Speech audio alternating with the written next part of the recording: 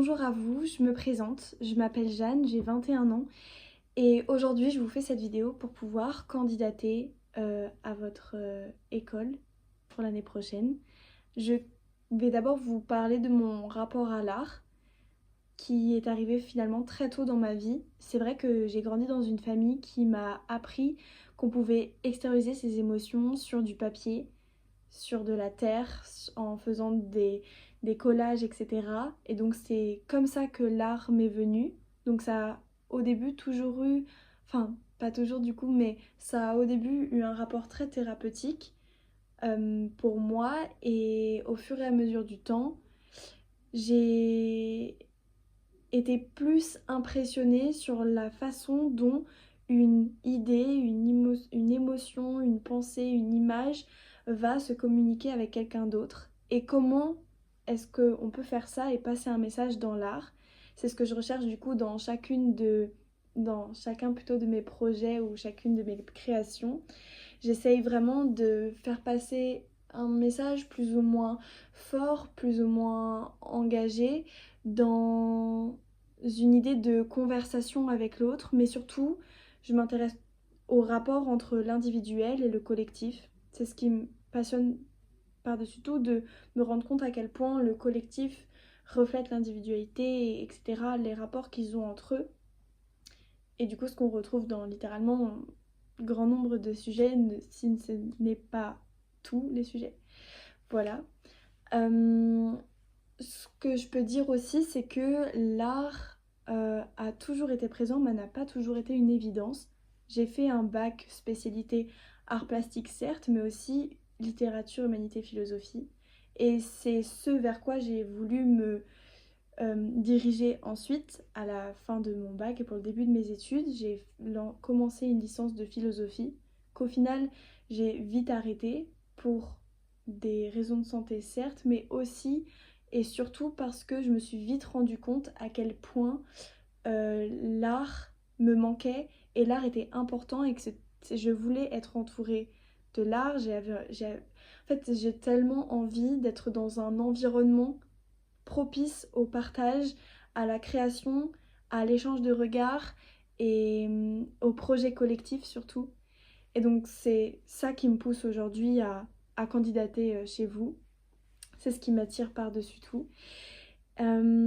Aussi, si je devais parler d'un projet que j'ai réalisé, c'est vrai que j'hésite entre deux, mais je pense que je vous parlerai quand même du projet que j'ai fait récemment qui s'appelle Vitalité engagée. C'est une installation sur table. Donc ça s'organise, je vais peut-être vous mettre une photo ici. Ça s'organise dans la façon, en fait je l'imagine et donc je l'ai organisé dans mon salon, mais je l'imagine dans une plus grande salle encore, où en fait il y aurait une table au milieu, comme j'ai pu le faire et comme vous pouvez le voir sur la photo. Et par-dessus, donc il y a une nappe blanche et il y a des gouttes blanches dessus. De loin, on ne comprend pas, on voit que la table est mise, que les assiettes sont posées, il y a des chaises, on peut s'y asseoir et s'installer. Et c'est en se rapprochant, en se saisissant de ces chaises, en s'asseyant, en s'intéressant à cette table, qu'on se rend compte qu'un dîner allait être servi. Mais toutes les questions posées autour de ce dîner sont inscrites sur la table. Et sur la table, du coup, justement, j'ai écrit avec un stylo fin toutes les questions qu'on peut se poser en tant que personne qui a un trouble du comportement alimentaire. Alors je ne parle pas de moi, même si je peux parler d'une partie de mon vécu. Ce projet ne relate pas du tout un présent, mais relate plutôt le sujet en lui-même du trouble du comportement alimentaire qui touche davantage les femmes par rapport aux injonctions sur leur corps et la nécessité de leur contrôler, que les idées qui sont ancrées dans leur tête de genre si on m'aime c'est parce que je suis belle, c'est parce que je suis mince et du coup il faut pas que je mange parce qu'il faut mériter ce qu'on mange. Et tous ces rapports-là, je les ai inscrits sur cette table. J'aime beaucoup ce projet parce qu'en fait, je trouve que c'est hyper difficile de retranscrire une réalité et surtout que lorsque je travaille, j'essaye de vraiment mettre au profit toujours différents supports. Donc là, il y a certes l'installation, mais il y a aussi l'écriture et du coup une mise en situation du spectateur qui peut venir s'asseoir et lui-même écrire sur la table.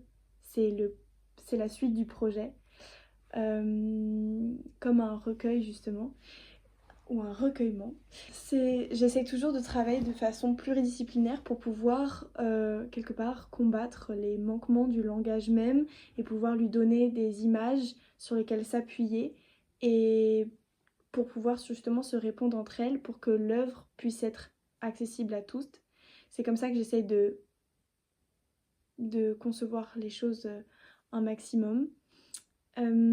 Aussi, si je pourrais parler, si je devais parler d'une œuvre que j'aime beaucoup, ce serait One and Three Chairs de Joseph Kosuth qui l'a fait en 1969. C'est un projet où il a justement, c'est une œuvre conceptuelle, où il a mis une photo d'une chaise, la description d'une chaise et une chaise sur un mur. Et justement, je trouve que c'est exactement le processus, enfin ça me parle beaucoup en termes de processus de création, de devoir mettre les trois l'un à côté de l'autre pour pouvoir se complémenter chacun. Parce que une photo, c'est pas... Enfin, ça reste qu'une photo, mais une photo accompagnée d'une définition, accompagnée de l'objet, ça raconte d'un coup beaucoup plus de choses et ça permet d'englober beaucoup plus de personnes et de compréhension face à ce qu'on essaie de créer. En tout cas, c'est ce que j'essaye de faire et c'est ce qui me passionne vraiment. Bien sûr, je vais m'arrêter. J'espère que ça vous a plu, ou en tout cas que vous avez passé un bon moment. Et je vous dis peut-être à bientôt. Au revoir!